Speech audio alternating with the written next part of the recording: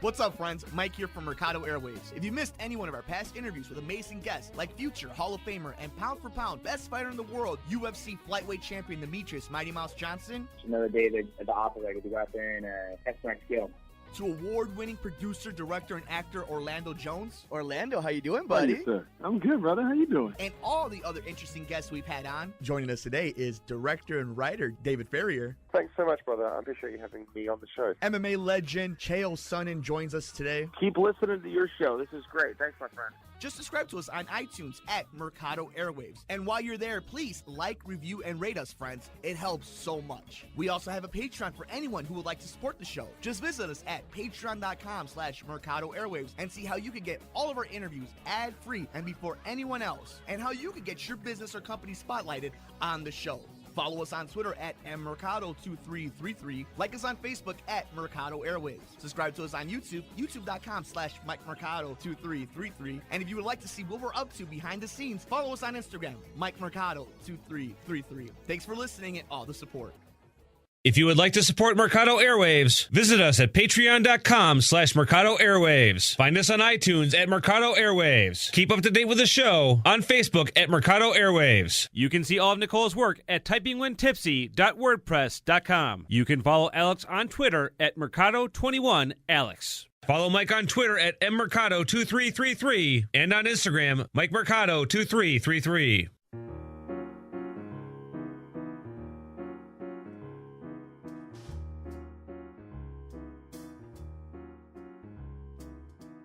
Thank you, everybody, for tuning in to Typing When Tipsy. My name is Nicole Mancha, and I am here with the lovely Ramon Monk. Hello, everybody. So, Ramon is hopefully going to be more of a regular voice around here. We hope, maybe. We should see how this one goes and see how nice you treat me. You tend to, that's not going to happen. You tend to be rude. Oh, my God. Anyways. So today we're going to talk a little bit about 2018 coming into 2019. This is going to be the first 2019 episode. Great beginnings. I mean, hey, you're here, right? Yes. So we got you in the door, and now you know where we live. The worst part is I had to be the one to make it happen because I told you, a month ago, hey, let's make this happen. To be honest, I really like it to be about me. So. Well, that's always been your life. So I wanted to talk a little bit about the changes that you went through in 2018 and kind of what you're thinking about in 2019. I know you're not a big goals or resolutions for the new year. You kind of have your own calendar for things like that. Yeah, it's if I want to do something, I do it now. I don't wait until the new year or a new month or whatnot. But I just make that decision. But don't you think there's something to be said about like having that fresh start? Like some people need those like set goals or set time frames to start things because they need to feel like they've finished out whatever else they're doing. Yeah, definitely. People need to set goals.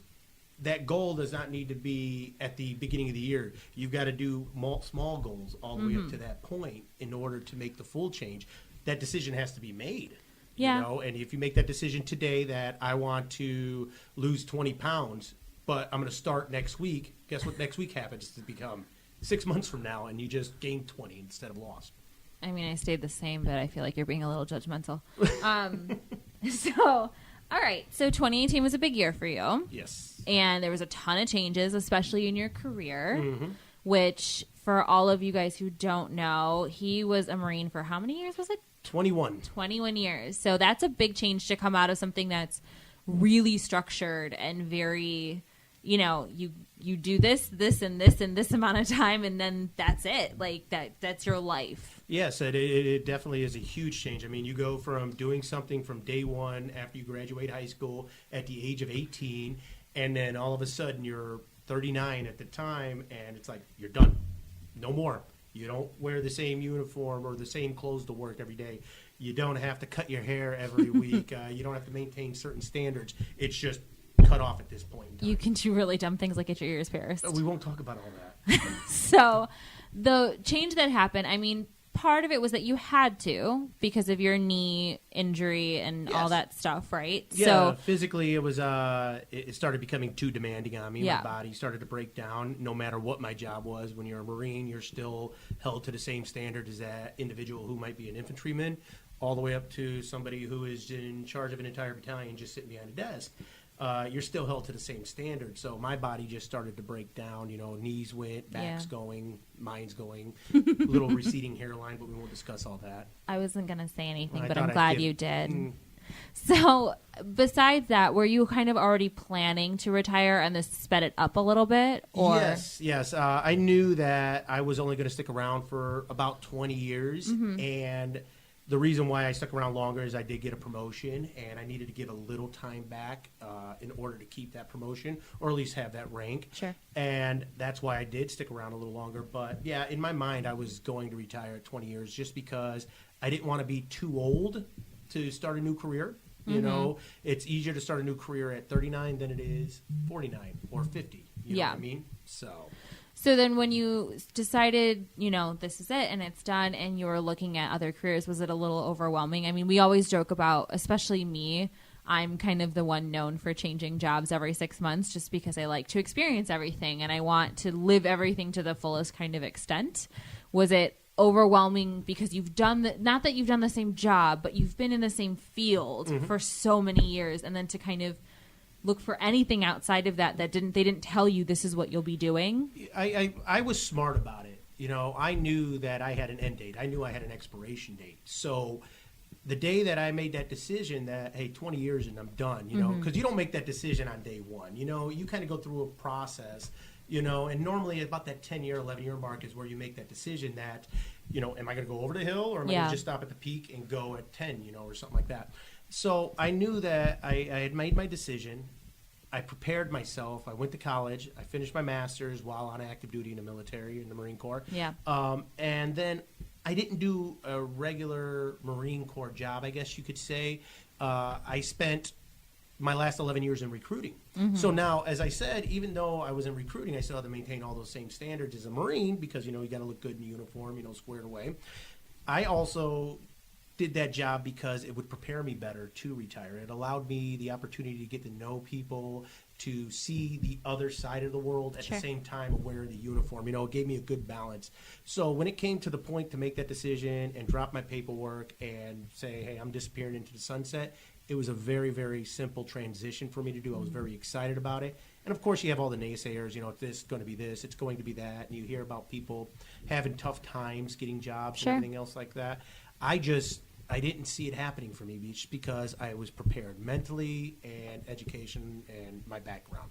Yeah, and do you think that part of it is, because you do see a lot, like with vets and, people that get out and it doesn't work that way for them.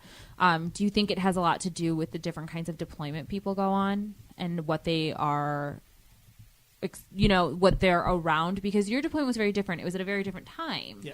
So you went to very different places and you got to experience life in a very different way. Because you went to places like Japan, and that's really cool. And I remember when you went.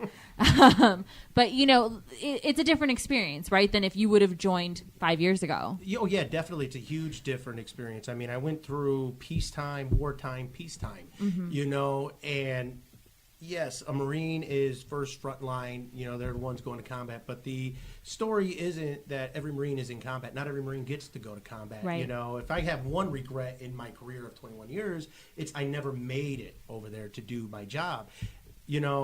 I'm not an overly religious person, but I do believe God put me in a position to not only be a Marine, but also be there for my family, be there for my sons, because at the time that it was time for me to make a decision to go from recruiting duty because, I started out my career as a basic Marine, as an administrator, and I could have deployed anytime, anywhere. But if you're going to make the military your career, you've got to go into a different job to do something different to show that you are very versed and able to get promoted and continue on your career. And it makes you a lot better Marine on top of it. So when it came to that point, we were at the height of the, Iraq and Afghanistan war. I went to recruiting duty because I knew this was going to be a career for me, and I wanted to stick around for 20 years at that time. And when it came up to leaving recruiting duty, I had a choice.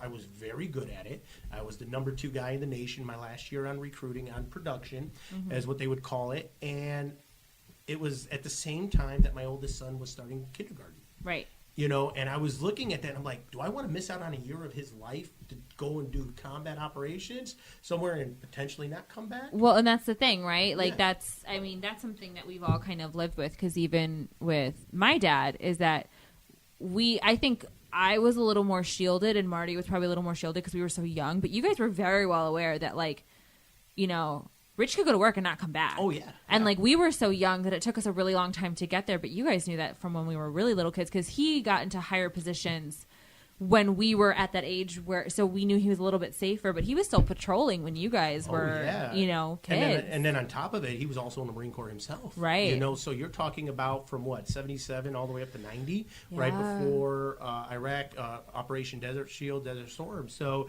you know, he could have, you know, been shot going to work or had an issue, you know, as a Chicago police officer beating the streets. Or, you know, he could have been called up and deployed, you know, to combat operations, you know, because he was in the Marine Corps Reserves at the time. So then do you think that part of the reason, I mean, did you want to stay, I guess, for 20 years? Did you know that when you only had the two older boys?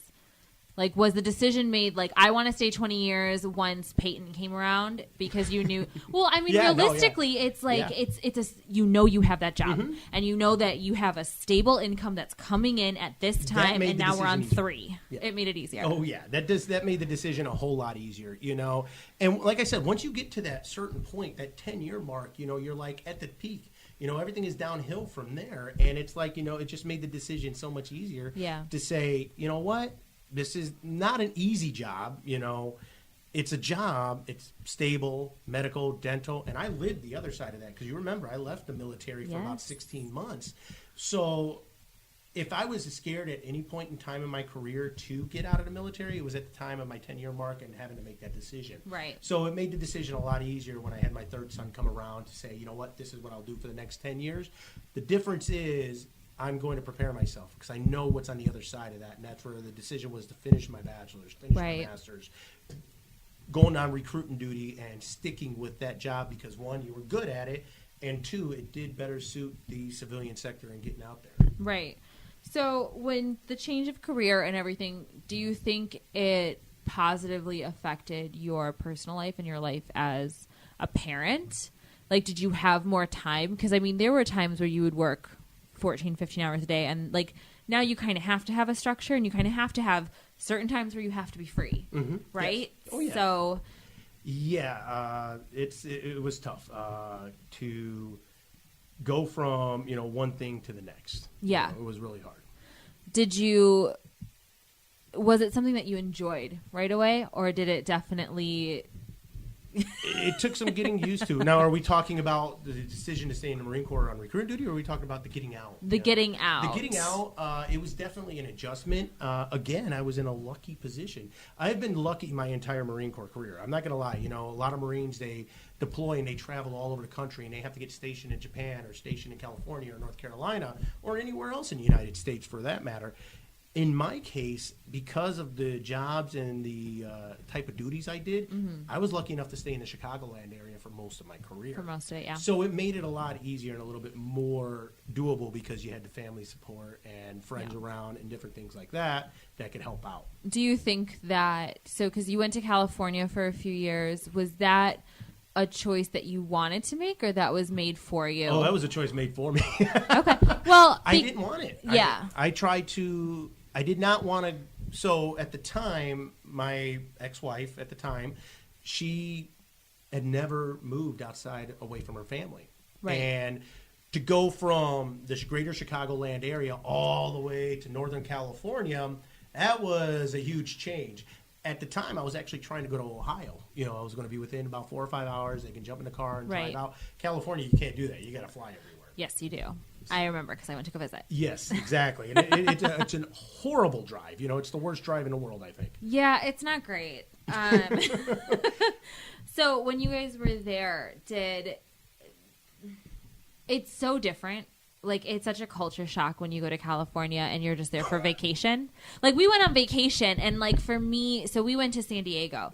I'm a San Francisco girl all the way. Like, I need high volumes of everything all the time. Like, if I didn't live in Chicago, I'd live in New York. Like, that's just my personality. And you're a little bit more low-key, but to go from somewhere like Chicago to California where it's just a whole different world. Oh, it was beyond the Chicago to San Francisco thing, okay? Not only are you sending an inner-city Chicagoan to the great city of San Francisco, the most liberal place probably on the planet. And you guys lived in like a teeny little town. Yeah, exactly. You know, luckily the town that we lived in we were in Mountain View at the time. Yes. So it was more of a military community because it was base housing at the time. When you start talking about the differences and the change, I mean, not only are you sending, like I said, a Chicagoan to San Francisco, you're sending a Marine to San Francisco, okay? You're sending a Marine who is supposed to recruit future Marines to a state or a city that is pretty much anti-military, you know? Don't want anything to do with the Department of Defense or the government. They want to be liberal. They want to live free. And, you know, I mean, the hippie movement started in San Francisco, you know? Yeah. The height of the Vietnam War, these guys they didn't believe in it. So now you're sending me there to not only recruit people to join the Marine Corps out of San Francisco, you're sending in a Chicago kid who is very blunt, very direct, and is not as refined as now, even though I'm still not that refined, to try to talk to these liberal, you know, inner city people about the great things about joining the military. Right. And it's, you know, I will obviously, like, I'm one of the weird anomalies because I grew up in like a law enforcement family, and I'm very like open and creative, and that's just kind of how I live my life. But it's something where I'm aware, you know, that these things are still necessary. But I can't imagine how it would be to have to, well, and then trying to raise your kids the way that you feel they should be raised. And I think, that, well, right. yeah, it's, you know, it's, you were raised a certain way and you lived a certain way. Maybe not you specifically, but, you know, people in Chicago were raised a certain way. Yeah, no, your life was different, but well, completely. And I mean, you're right. Raising kids out there. I mean, hence why we homeschooled them. yeah. The whole time we were there.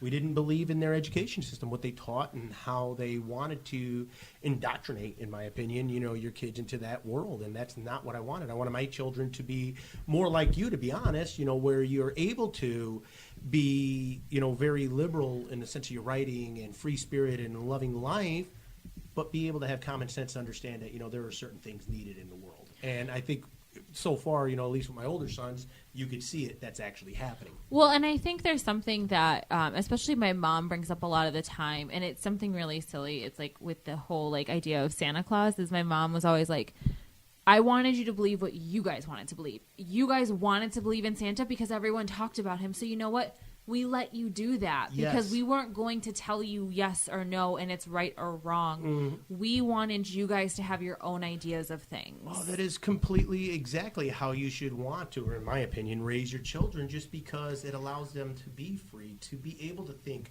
both sides, left or right, or, you know, down the center.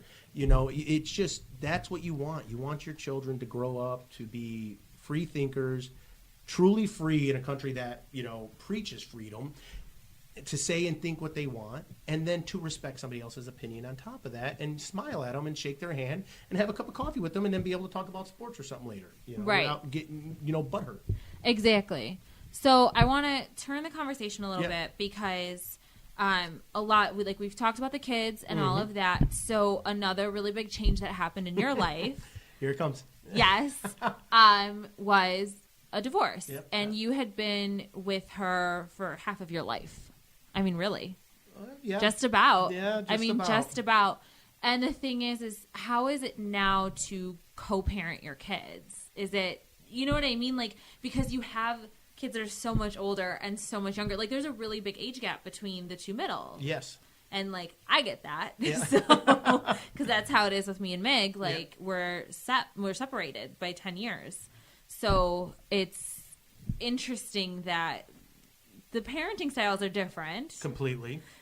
And so how do you make that work in a way that the kids all feel like they're being heard from both sides? You know, it's not easy. It is really, really difficult because not only do you have the two separate households, you know, right. mom lives here, dad lives there, but you're also talking about mom and dad Okay, mom and dads are always going to parent differently. Dad's going to have a different perspective. Your dad parented you differently, as to where your mom was a lot harder on you, and daddy's little girl. Yeah, and everybody's different. So not only do you have the two separate households, you've got that difference of mom and dad. So it is a tough balance.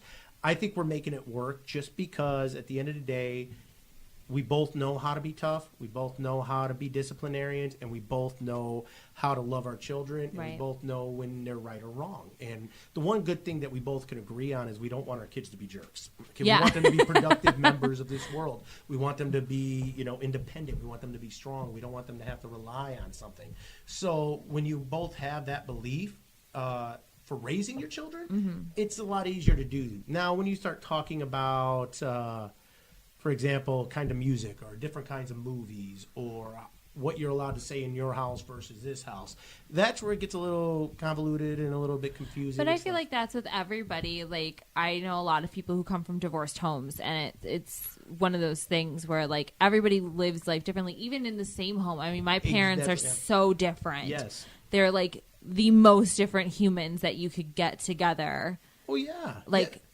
my parents of all people, like, you know what I'm saying? Like the cop and the nurse, yeah. But like my dad has a very specific way of speaking and acting and talking, and then my mom is like the complete opposite side. Yes. And it took her a long time to be okay with us like cursing. Exactly. Yeah. I'm gonna be 30. Like exactly. I mean, for example, personally, I don't feel an issue with the kid saying "suck." Just because that is almost like one of those words like "dang it" nowadays. Yeah. Just kind of, it just kind of lost its sting over the years.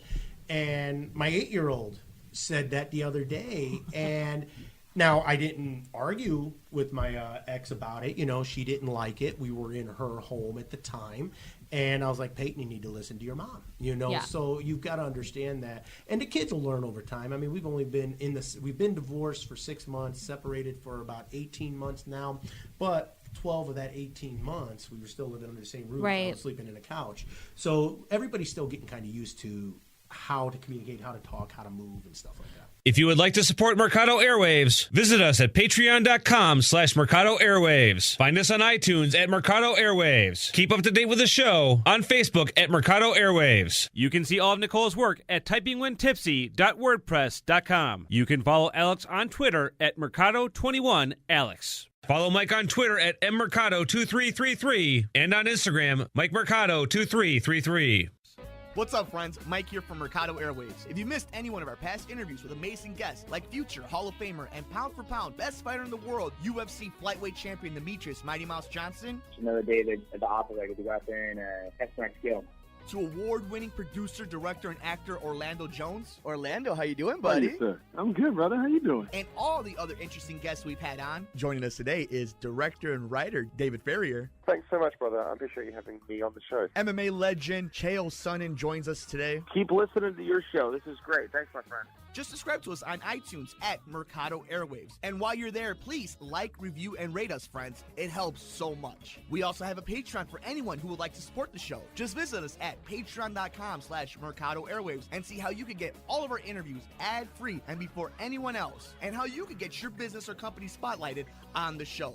Follow us on Twitter at mmercado2333. Like us on Facebook at Mercado Airwaves. Subscribe to us on YouTube, youtube.com/MikeMercado2333. And if you would like to see what we're up to behind the scenes, follow us on Instagram, MikeMercado2333. Thanks for listening and all the support. But I think the most important part is like what you said when you're in her house and he said that and you're like, you got to listen to your mom. It's having each other's back, because at the end of the day, that's what it's about, right? It's about, I don't care if you disagree with me. I don't even care if you don't like me right now. Mm-hmm. But you have to have my back in front of the kids. Exactly. And that'd be the last thing that I think any of us want to do with them, because it does confuse things. You don't want them, one day saying, oh, I hate you, I'm going to move in with dad forever, or I hate you, I'm going to move in with mom forever. That's the last thing you want. And kids will do that. They will play mom and dad. They'll play them completely. Now, have we perfected it? Not one bit, all right? But we can say, what we can say and what we can do is just say, you know what, kid?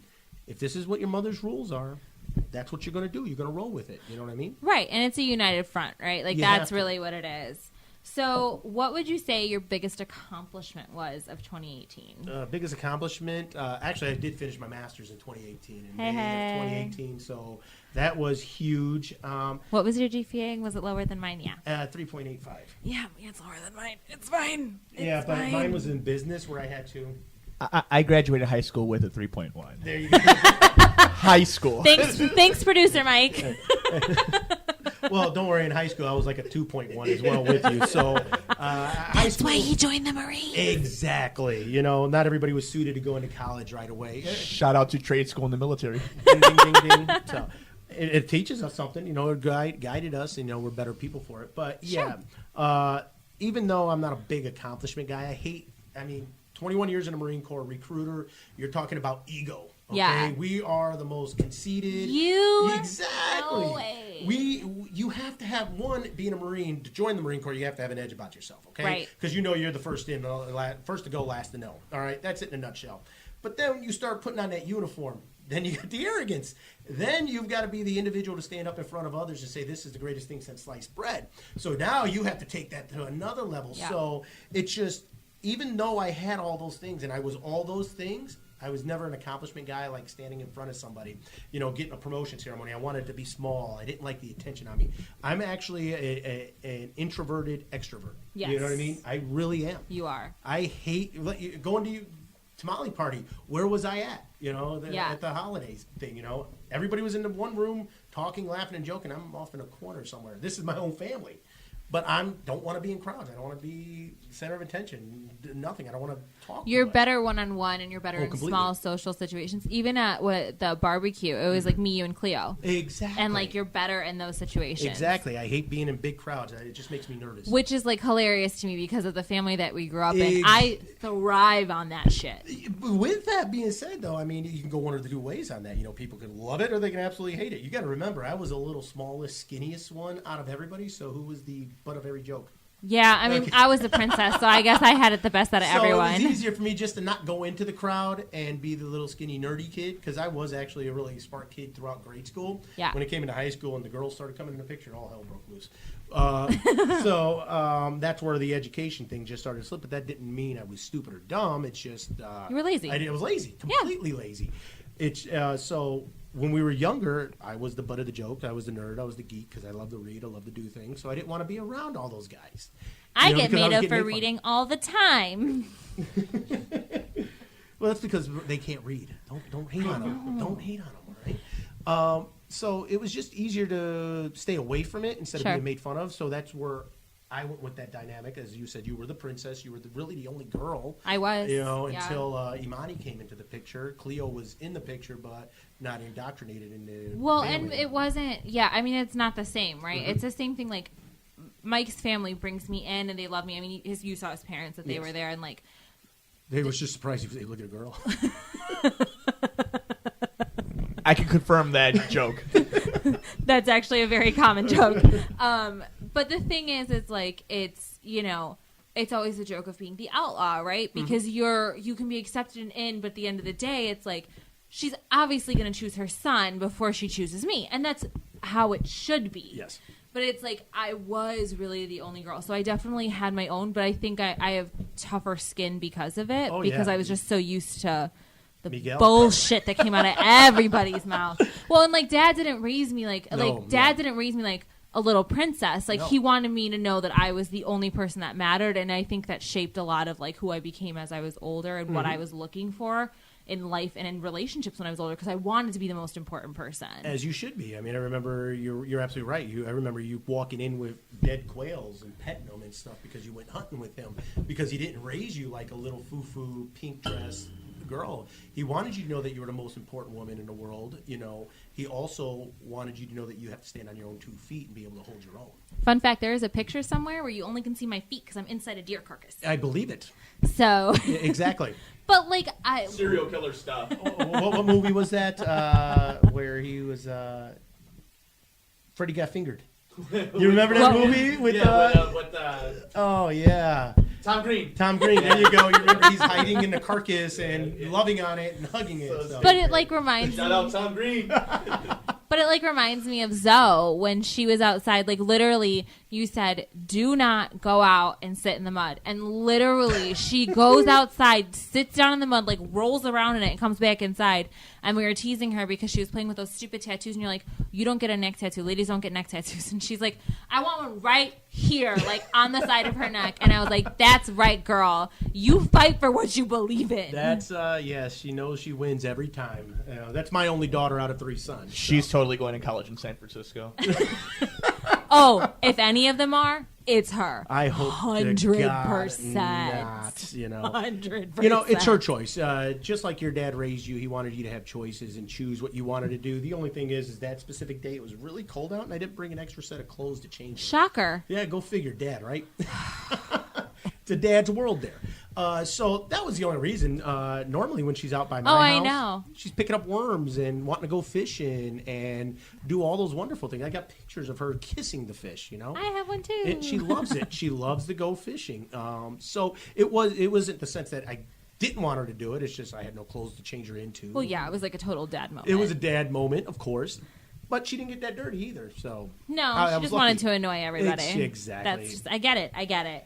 So, what was the most humbling moment of 2018? Humbling. Ooh. Actually, to be honest with you, the divorce. You know, yeah. It was very humbling because it's like, even though you're told in September of 2017, you know, we're done, we're getting a divorce, you still hold on to some hope that, you know, you didn't fail. You know, 'cause right. At the end of the day, I feel I failed at marriage. You know, married for 17 years. And whatever the circumstances were, they were the circumstances, and it still falls on my shoulders a lot because it didn't work out. So to be able to sit there and say, I failed at this, I've got to reevaluate some things, and I've got to grow, and I've got to learn from this, that's what was it right there. I think that it's also really important to remember, though, because a lot of times people feel like they've failed at something. I don't know any happy marriages that fail. But seriously, think about it. You don't know any happy marriages that fail. It's marriages that I don't think divorce should ever be taken lightly. No, definitely. But I also think that there's something to be said when you get married at the age of 21. 23. Close enough. Yes. But, like, it's... Don't let facts get in the way of a good story. Exactly. But still, I mean, think about it. At 23, I mean, I'm 29, and I think about 6 years ago, I was in such a different place in my life, and it's like, I don't know. And you had kids right away. Yeah. Like honeymoon baby. Yes. So I wouldn't even call it honeymoon. I wouldn't either. But I was trying to be respectful. Yes. So, but the thing is like, it's that idea, right, that getting married so young and then having kids right away, it can become very overwhelming. You lose yourself quicker than anything under the sun on that. Right. And you lose, like, the one thing I've always respected from especially my parents is that they try to make one day a week where they go out on a date, where they spend time together and it's just them. And I think that gets lost a lot of the time. So it's like, you can't be upset that you guys got married, had 4 beautiful children, and things fell apart. You can just say, you know what, it didn't work out. And it is like, there were mistakes made. There were things that happened. But we have 4 beautiful children from this marriage. Yes. And we did have good years. Yes, definitely. And it's great to be able to say that and be able to move on and be stronger for it. You know, right. Sometimes the best things to happen for a marriage is a divorce, as long as things are amicable and nobody's going at each other. Now, you're going to always have a piece of that, you know, people going at each other and sure. bickering, because there's going to be some blame to pass around, you know. It's just, it takes the mature ones to do that, you know, to try to get past the blame game, right, and then move on. Well, and I think the important part on that too is that you guys could be miserable together and raising your kids in a miserable home, or you could be separate and giving your kids all the love and attention they deserve because you're not going at each other. And that's the biggest thing I'm always telling my sons. I mean, they're definitely my older boys especially, because they've only known mom and dad married. You right. know, they're 17 and 15. And I'm always looking at them. I'm like, listen, you guys realize how much we used to argue, how many fights we get into, how much silent treatment or bickering or upsetness, you know, that we would have towards each other. And it would just cause, you know, just bad tension in the household. Right. You know? Now you don't have that. And if it does happen, I can get up and walk out and go home. Or she could do the same thing, you know, instead of bringing it on like that. And you guys also make sure to spend time together still as a family, which I think is really important. You have no choice to do that, especially when it comes down to holidays and birthdays, and in about 20 years when we're grandparents. So it's going to have to happen. You would think. It's going to be 20 years.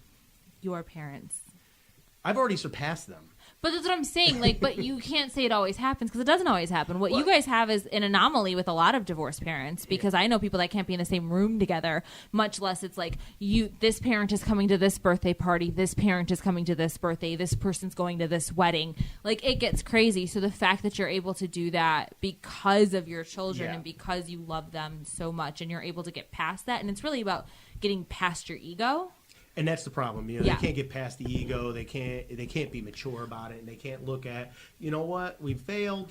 At the end of the day, we've got 4 beautiful kids out of the deal, and I wouldn't change my sons or daughter for anything. I wouldn't trade them in to go back to 23 and not do this again. Right. Okay? I would do everything the same, because personally I believe, and I might be biased for saying said thing, but I think I've got the greatest kids in the world.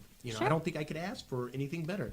I got 2 older sons who aren't into drugs or out wanting to go party and do what other teenagers want to do. They're very focused on what they want to accomplish. Gabe wants to be an artist, and he wants to do radio and draw and work for Marvel one day. Junior wants to be a radio talk show host and a journalist and sports radio.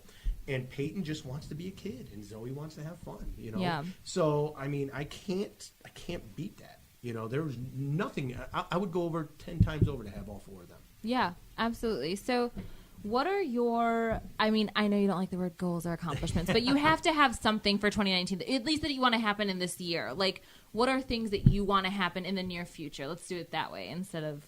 I mean, there's a lot of things I want to happen in the near future. I want to, win the lottery. I want to. Like realistic goals. Oh, dang it. Even though we should set goals, and I think we talked about this earlier, you got to set all these little minute goals to get to the ultimate goal and stuff like that. I just haven't figured it out yet. It's still all brand new to me, even though I'm still outside 6 months from retirement. I've been in my current position with my company, the Ascend Companies, as the Director of Social Engagement and Military Relations for the last March. So we're talking, 8 months? Yeah.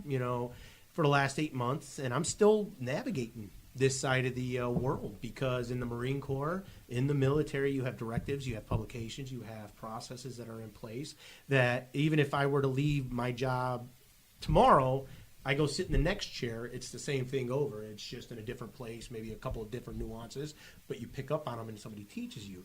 Out here, that doesn't happen so much. There's really no real process. Sure. There's just, let's roll the dice and let's see if this sticks. Let's throw that spaghetti against the wall. So I'm still trying to navigate it. I want to be better at my job right now. That's the number one goal, because I can improve, I can become better, and I can become more of a vital part to the success of the company, which I am part of it.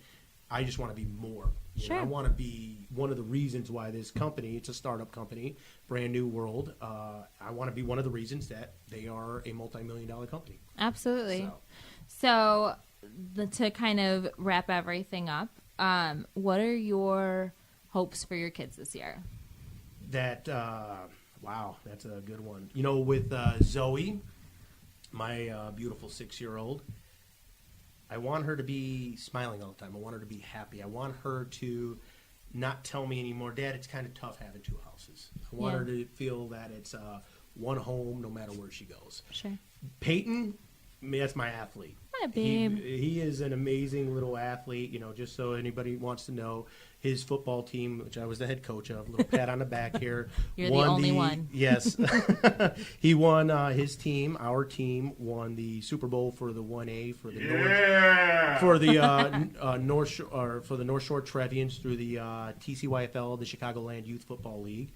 So Peyton wants to be better. He wants to be stronger. He wants to be faster. So I want him to achieve that. I want him to understand what hard work's going to do, because not only is he playing again next year, his 3rd year, he's also bumping up a level because of his age. Right. So I hope that he's able to continue the success that he had in year 1 and 2 and grow from there and become more successful. And his teammates do it again, Sure. Of course, with a great coach. Yeah. And then Gabriel, I want him to find his way. The kid, he's an amazing artist. He is an amazing talent in everything that he does. He just gets in his way sometimes. And I know they're going to listen to this later. But what I'm saying right now is nothing any different than I've told them. Right. And me and Gabe have talked about it numerous times. I love him. He is an amazing and exceptional young man. And I just want him to get out of his own way. Yeah. I hope that he realizes that nothing stops him but his own mind. You know, and once he figures that out, the world better watch out. Yeah. Because he is that great. Junior, my little athlete, my little drive, my little heart.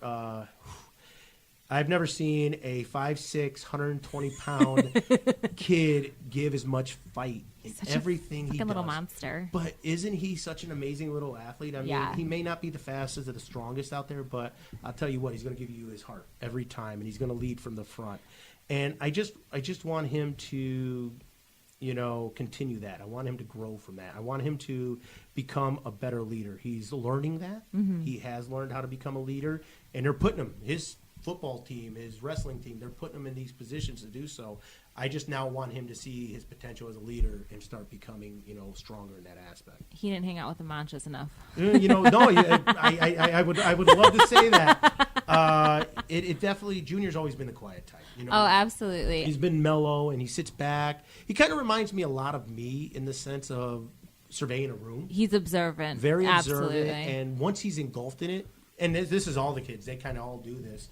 But once they see it, I mean, you saw Peyton on the holiday party, scared, attached to my hip. But the second then he found a friend. He found a friend, figured things out, talked to him, and he was gone. I didn't see him the rest of the day. You know, he was downstairs wrestling with the kid, picking on the other ones, and getting in trouble, doing what an 8-year-old should be doing. Yeah. So he is just that kid. You know, he just very watches everything and understands, and he picks his friends and chooses people very wisely because, like I said, none of them are into any of the bad stuff. You know, that other teenagers could fall into.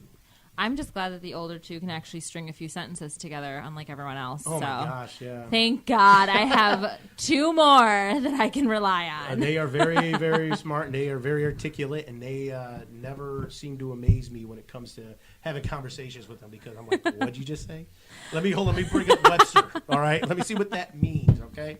Gotcha, okay, it makes sense now. So Exactly. He's like, wait, did you just call me stupid? Yeah, get over here, boy. Well, thank you so much for joining us on this episode of Typing When Tipsy. Would you like to plug anything? I just want to tell y'all she was not tipsy one time. So I can't drink. I have a conference to go to tomorrow. She was drinking tea, unless that makes her tipsy. So You don't know my life. you know, plugging. You know, my son Eduardo Monk Jr. He is an amazing writer. He writes for Full Press Coverage. And he is consistently writing for Full Press Bears. So go ahead, go out to Twitter, follow him, check it out, read his articles, share them. He, like I said, you're going to see nobody who is more involved and detailed with his writing. He gets my stamp of approval. So it's Monkey30, so that's MONNKE 30, and he is under Full. Well, let's do the phonetic alphabet here. Why not, right? Foxtrot, Papa, Charlie, _ November, Foxtrot, Lima. And I did that all from memory, people, so I didn't have to have something written down there. Yeah. All right. Thank you so much for joining us on this episode. I am so excited to see what 2019 brings, and hopefully we'll have you back. Oh, definitely. I would hope to come back a little bit more often. All right. Good night, everybody.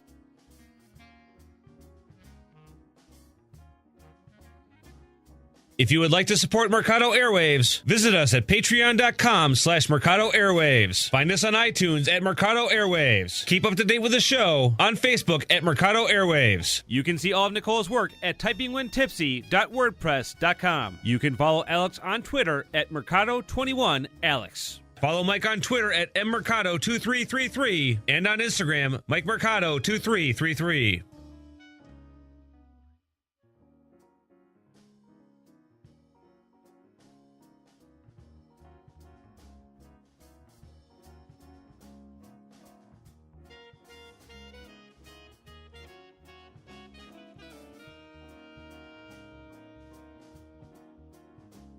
If you would like to support Mercado Airwaves, visit us at patreon.com/Mercado Airwaves. Find us on iTunes at Mercado Airwaves. Keep up to date with the show on Facebook at Mercado Airwaves. You can see all of Nicole's work at typingwhentipsy.wordpress.com. You can follow Alex on Twitter at Mercado21Alex. Follow Mike on Twitter at mmercado2333 and on Instagram, MikeMercado2333.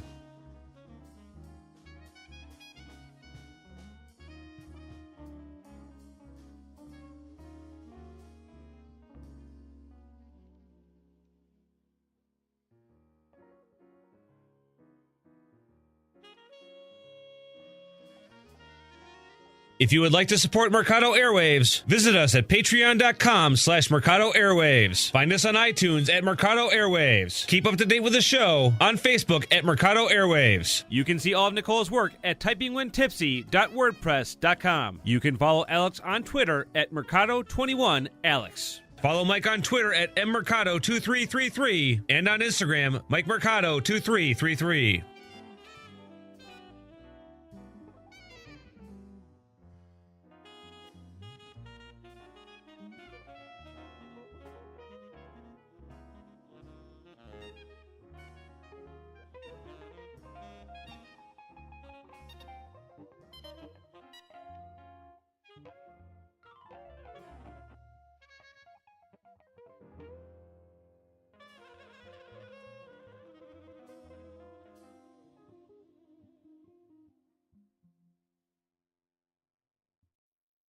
What's up, friends? Mike here from Mercado Airwaves. If you missed any one of our past interviews with amazing guests like future Hall of Famer and pound for pound best fighter in the world, UFC flyweight champion Demetrius Mighty Mouse Johnson, It's another day at the operator to go out there and test my skill. to award-winning producer, director, and actor Orlando Jones, Orlando, how you doing, Hey, buddy? sir. I'm good, brother. How you doing? and all the other interesting guests we've had on. Joining us today is director and writer David Ferrier. Thanks so much, brother. I appreciate you having me on the show. MMA legend Chael Sonnen joins us today. Keep listening to your show. This is great. Thanks, my friend. Just subscribe to us on iTunes at Mercado Airwaves. And while you're there, please like, review, and rate us, friends. It helps so much. We also have a Patreon for anyone who would like to support the show. Just visit us at patreon.com/Mercado Airwaves and see how you can get all of our interviews ad-free and before anyone else, and how you can get your business or company spotlighted on the show. Follow us on Twitter at mmercado2333. Like us on Facebook at Mercado Airwaves. Subscribe to us on YouTube, youtube.com/MikeMercado2333. And if you would like to see what we're up to behind the scenes, follow us on Instagram, MikeMercado2333. Thanks for listening and all the support.